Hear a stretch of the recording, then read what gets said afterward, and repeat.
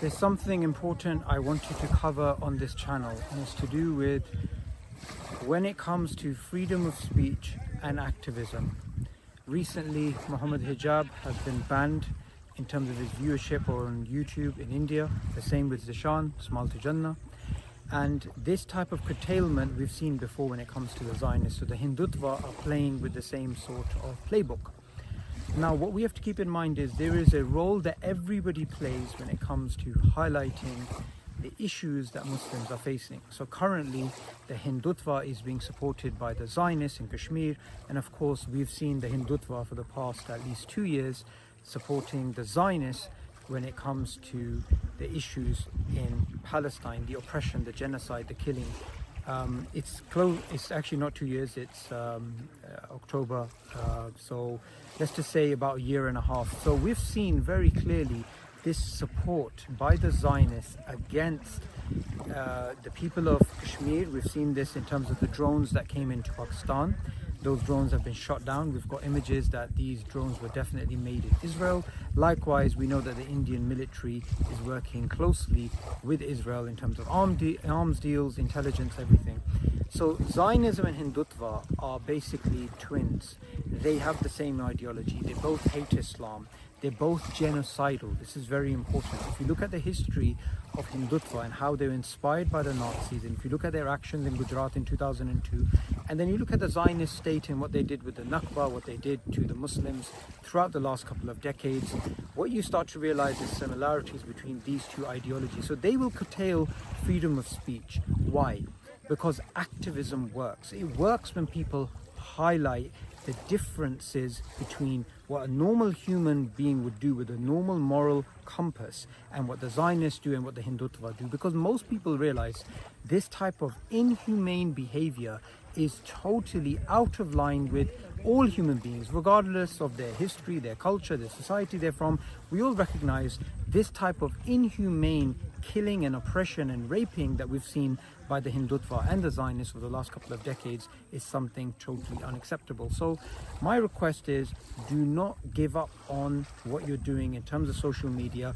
Big channels may get curtailed, smaller channels do make a voice. Speak up for the Palestinians, speak up for the Kashmiris, because right now both of these groups are going through a huge test and trial. And of course there's other Muslims also going through a lot of oppression across the world, but in particular this has been highlighted now because of India's attack on Kashmir and its attack on the state of Pakistan.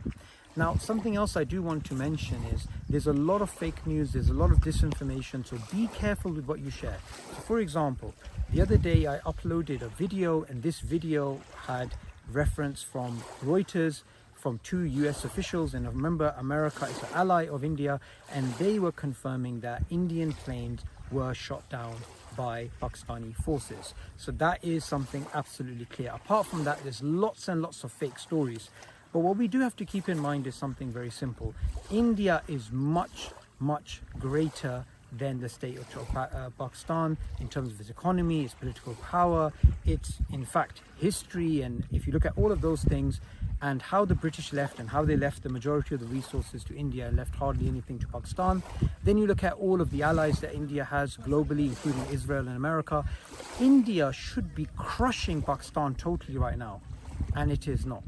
It is not only crushing Pakistan, it is taking defeats, it is losing, it is actually taking a battering in the skies, to the point that last time when they flew over, their pilot was shot down. It was a horrible experience for them, and that humiliation they didn't forget. So this time they didn't actually go deep into Pakistani territory, but still their planes were shot down. Again, very embarrassing. Now what we have to keep in mind is this. The political ramifications of what's happening today are going to go on for decades. People are going to recognize when it comes to the state of the Hindutva, when it comes to the state of the Zionists, their actions are going to be documented. These historical crimes are going to be studied by future researchers, including researchers when it comes to warfare and also ethical studies, because these crimes cannot go hidden for any longer. I do want to end this video with 2 key points. Whatever happened in Kashmir was wrong in terms of tourists being killed. But let's not forget, for decades, the oppression, the killing, the maiming of children, the absolute destruction of the lives of so many Kashmiris, all of these things were going on. And this one particular attack, to react to this, is simply selective outrage. We should condemn it, but we shouldn't actually think to ourselves, this is the be-all and end-all. There's a lot more happening. Secondly, the water. The Indus Valley rivers, they run through Kashmir. So Indian-held Kashmir is upstream, and downstream is Pakistan and Kashmir. So India can actually switch off the water, it can actually hold the water, it can actually flood Pakistan, it can do many, many different types of things. This is water terrorism. Does it make sense to take a terrorist incident where there's no evidence it was Pakistan, it could have been a false flag attack, to then punish tens of millions of people in terms of cutting off their water? This is nothing short of an act of war. And when the state of Pakistan or the Kashmiris, they do react, then they're called the aggressors, when they're simply trying to get access to their water. So one of the Pakistani ministers, they actually said something quite provocative. Either our water will flow or their blood will flow. And this statement was picked up by many news outlets, and there was a huge outrage. What an outrageous statement. But if you actually think about it, what is going on? If you cut off people's water, you're literally going to starve them. You're literally going to force them to attack. And when they attack, they're going to attack, as Islam allows, to attack military installations. We're not talking about the people of India. We're not against the people of India. We're not against Hinduism, Jainism, obviously the Christians and everybody else. We're not against them or the Sikhs. It's to do with the state of India. And not only the state of India, to do with Hindutva in particular. Because remember, since the Hindutva started coming to power in the early 2000s with what they did in Gujarat and elsewhere, their enemy has been Islam. In India, outside of India, they have been spreading Islamophobia all over, and they've been working together with the Zionists to actually spread hatred of Islam. So when it comes to both of their crimes, in terms of cutting off water, the Zionists cutting off water to the Palestinians, or the Hindutva cutting off water to the people of Kashmir and the people of Pakistan, it shows you their mindset, it shows you the way they work, the way they function, the way they actually think. So to end this video, I want to end upon a very important point. Islam as a religion prevails, and it's not to be prevailed over. We've seen this throughout the history. The Muslims had to fight the mushriks, they had to fight the Persians, they had to fight the Romans, they had to fight the Mongols, they had to fight colonial powers, they had to fight the Soviet Union, and overall Islam prevailed. So India is getting happy in terms of the airstrikes it's doing or the drones it's sending in, but even in the beginning days of this conflict, it is taking a battering. And that should be a sign, for them that conflict with Islam, because that's what they're choosing to do, is not in their favor. Because long-term Islam will win.